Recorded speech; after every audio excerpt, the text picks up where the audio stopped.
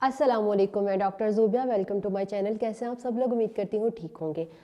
अच्छा जी, आज हमें जिस टॉपिक के ऊपर बात करनी है, जो सेशन हमारा जिस टॉपिक के ऊपर है, वो बहुत ही हमारे इर्द गिर्द की सिचुएशन को देखते हुए वो बहुत ही नॉर्मल और बहुत ही कैजुअल सी चीज़ हो गई है कि हर दूसरा बंदा हमें ये चीज़ कहता हुआ दिखाई देता है कि मेरे साथ ये प्रॉब्लम है।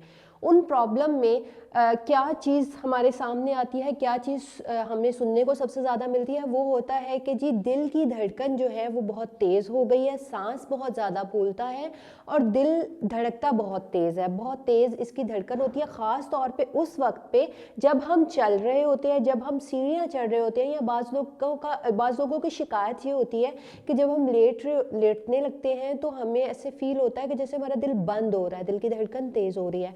तो आज की वीडियो में मैं आपको बताऊंगी, हम जानेंगे कि दिल की धड़कन तेज़ होने की, बेरब्त होने की, बेतरतीब होने की वजूहात क्या हैं, वजह क्या है कि आखिर हमारा सांस क्यों फूलता है, हमारे दिल की धड़कन तेज़ क्यों होती है।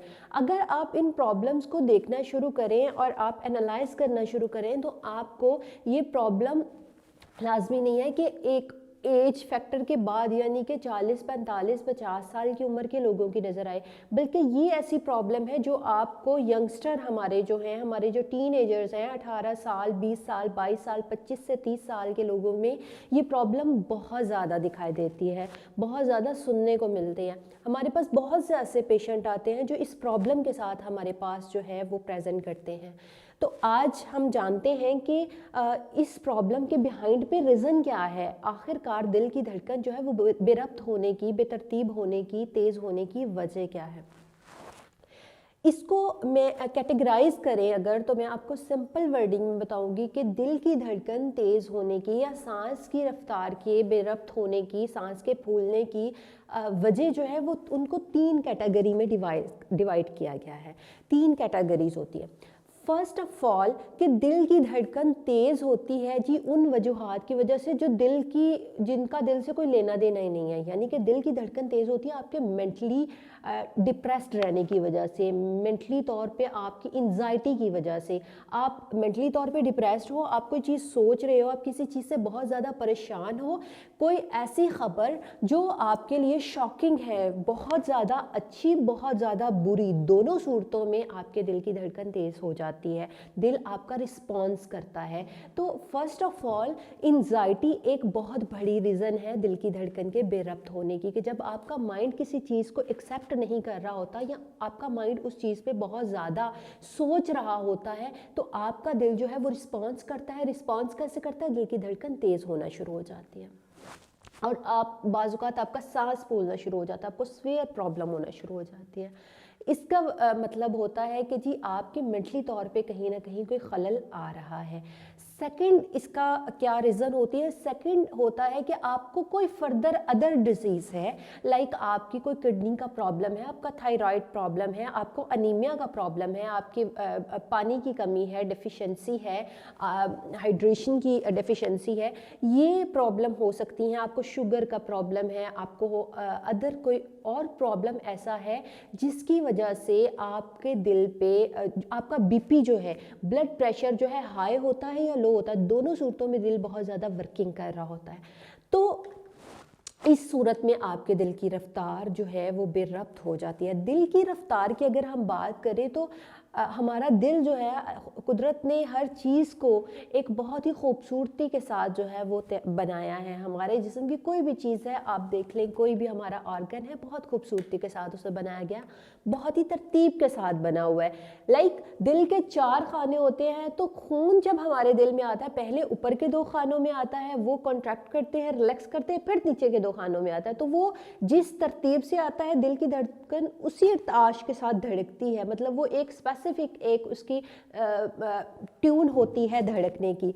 लेकिन जब ये रफ्तार कहीं ना कहीं डिस्टर्ब होती है तो वो बेरब्त हो जाता है। दिल की धड़कन जैसे 1 मिनट में 60 से 100 के दरमियान दिल धड़कता है, लेकिन जब प्रॉब्लम कोई आती है तो फिर ये रफ्तार जो है वो बढ़ जाती है, तो वो बेरब्त हो जाता है।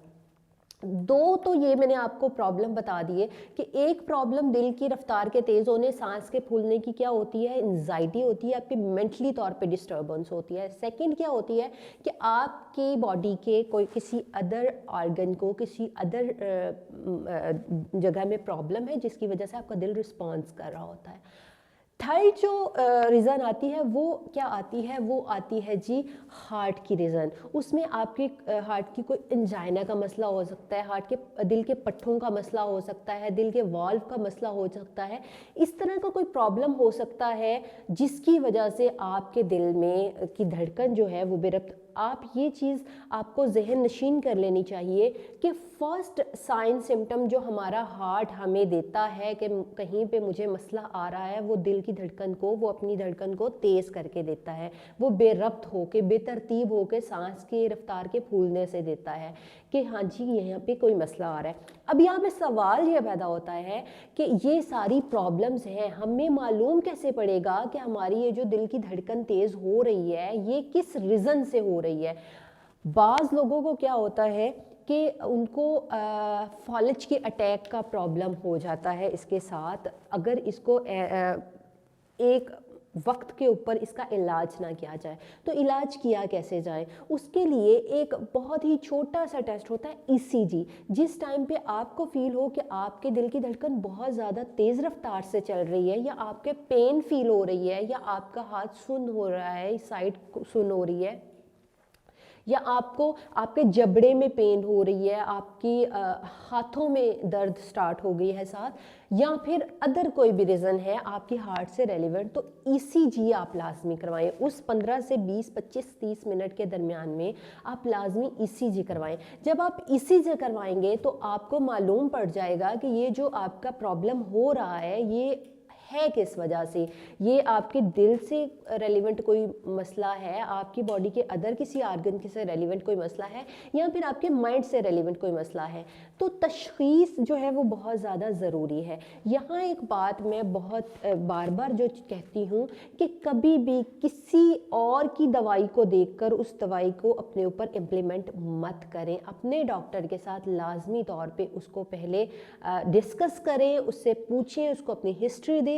आफ्टर दैट वो जो मेडिसिन आपको बताता है वो मेडिसिन आप लें। होम्योपैथिक की जहाँ हम बात करें तो ये तीनों मराहिल जो मैंने आपको हार्ट की पेन के, हार्ट की पल्पिटेशन के बताए, ये तीनों मराहिल की बहुत अच्छी मेडिसिन है। एक वक्त ऐसा आता है कि आपको मालूम नहीं पड़ रहा होता कि अब इन तीनों मराहिल की बहुत अच्छी मेडिसिन है जो होम्योपैथिक में अल्हम्दुलिल्लाह मौजूद है, जिनसे आपको बहुत जल्द रिलीफ मिलता है। आज के इस सेशन में आपको हार्ट और हार्ट से रेलेवेंट कोई भी प्रॉब्लम होगी तो उसकी समझ आ चुकी होगी। फिर भी अगर आपको कोई भी मसला हो, कोई भी प्रॉब्लम हो तो आप कमेंट सेक्शन में बता सकते हैं, और इंशाल्लाह आपसे दोबारा मुलाकात होगी एक नए टॉपिक, एक नए सेशन के साथ। तब तक के लिए अल्लाह हाफ़िज़।